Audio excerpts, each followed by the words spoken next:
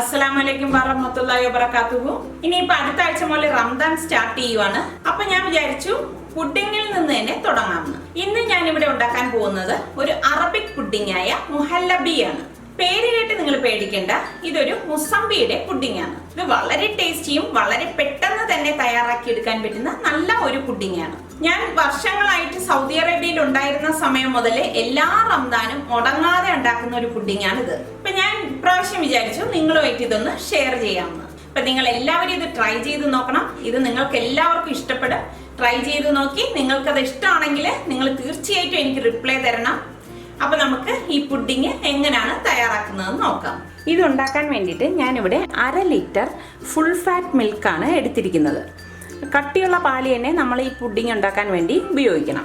1/2 litre എന്ന് പറയുമ്പോൾ ഏകദേശം 2.5 കപ്പോളം വരും. പിന്നെ വേണ്ടത് ഒരു ബൗൾ എടുക്കണം. ഈ ബൗളിലേക്ക് കോൺഫ്ലോർ ഒരു 3 ടേബിൾ സ്പൂൺ ഇട്ട് കൊടുക്കാം.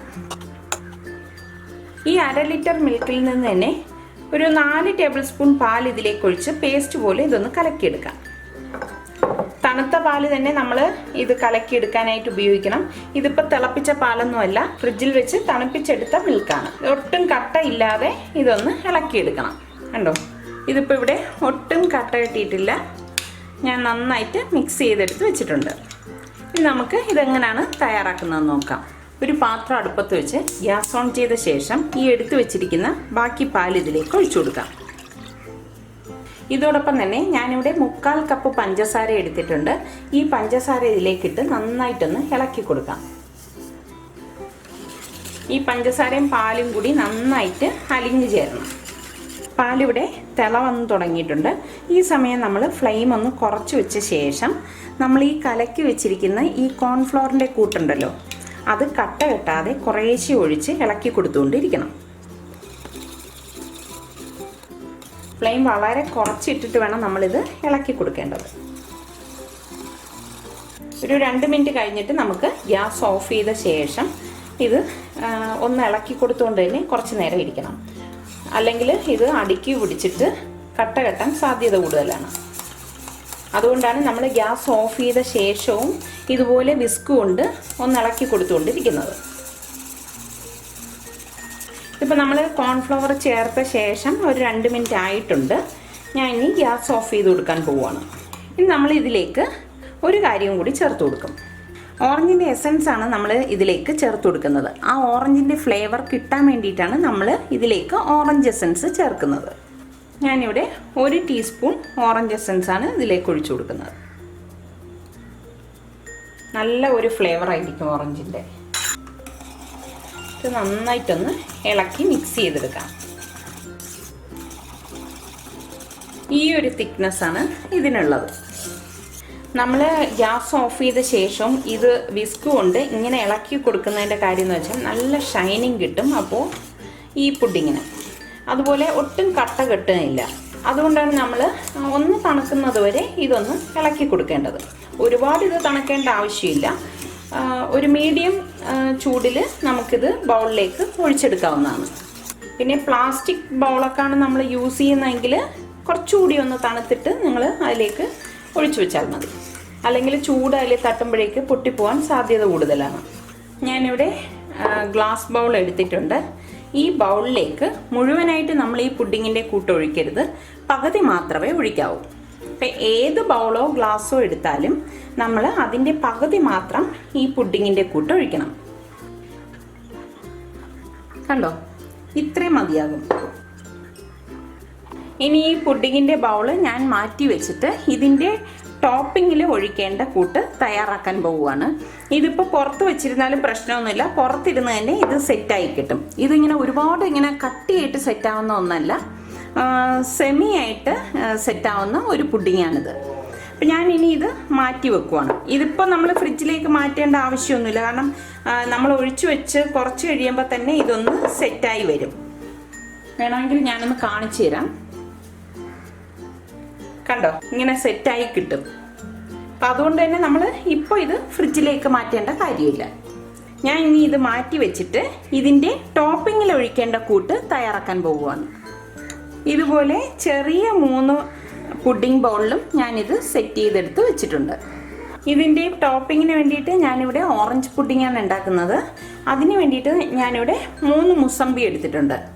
ഇനി ഈ മുസമ്പി ഒന്ന് കട്ട് ചെയ്തിട്ട് ഇതിൻ്റെ ജ്യൂസ് നമുക്ക് ഒരു ബൗളിലേക്ക് എടുക്കാം. നമ്മളിത് പിഴിഞ്ഞെടുക്കുമ്പം ഇതിൻ്റെ സീഡ് ഉണ്ടെങ്കിൽ അത് മാറ്റിയേക്കണം.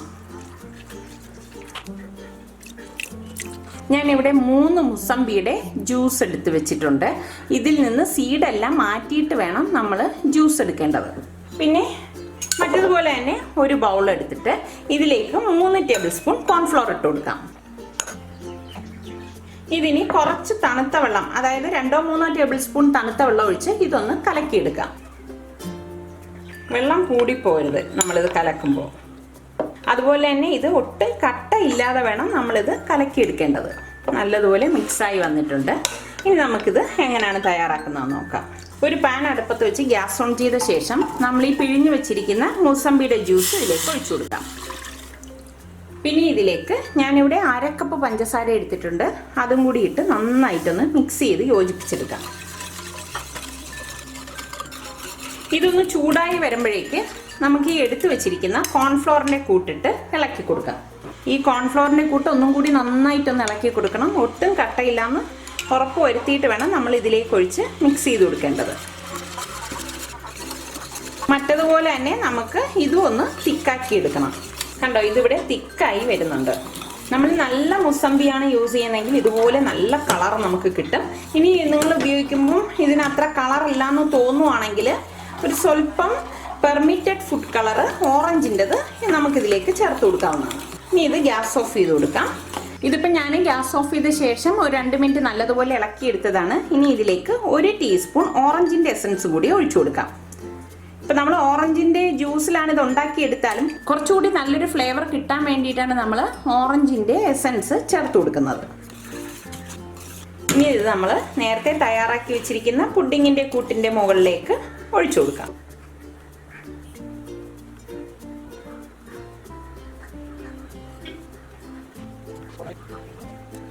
ഇനി ഇത് തണുക്കാനായിട്ട് നമുക്ക് ഫ്രിഡ്ജിലേക്ക് 2 മണിക്കൂർ മാറ്റാം.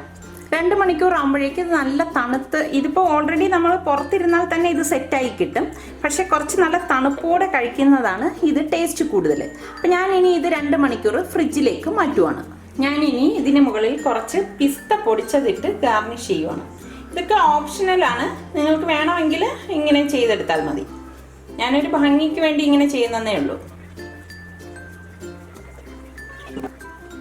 വളരെ പെട്ടെന്ന് തന്നെ ഉണ്ടാക്കിയെടുക്കാൻ പറ്റുന്ന മുഹല്ലബി ഇവിടെ തയ്യാറായിട്ടുണ്ട്. ഇത് വളരെ ടേസ്റ്റി ആയിട്ടുള്ള നല്ല ഒരു പുഡിങ്ങാണ്. അപ്പം നിങ്ങളെല്ലാവരും ഇത് ട്രൈ ചെയ്ത് നോക്കി. നിങ്ങൾക്കിത് ഇഷ്ടമാണെങ്കിൽ ഇതിൻ്റെ ലിങ്ക് ഷെയർ ചെയ്യുവാനും ലൈക്ക് ചെയ്യുവാനും കമൻറ്റ് ചെയ്യുവാനും മറക്കണ്ട.